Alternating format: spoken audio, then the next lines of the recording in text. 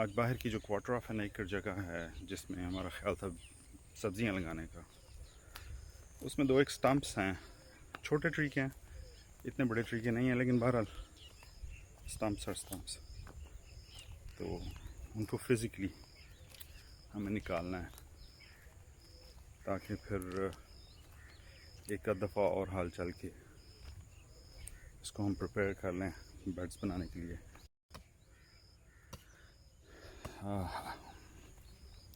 तो ये जो थोड़ा सा शुरू का पार्ट है इसका,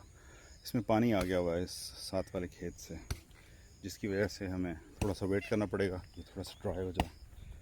ताकि हम इसको हल चला सकें एक दफ़ा इसमें।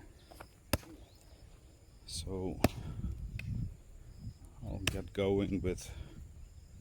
whatever little I can do.